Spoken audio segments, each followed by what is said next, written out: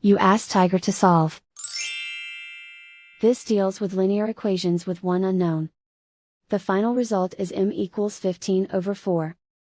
Let's solve it step by step. Simplify the expression. Expand the parentheses. Simplify the arithmetic. Group like terms. Combine like terms.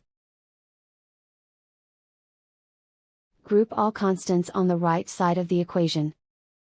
Add 15 to both sides. Simplify the arithmetic.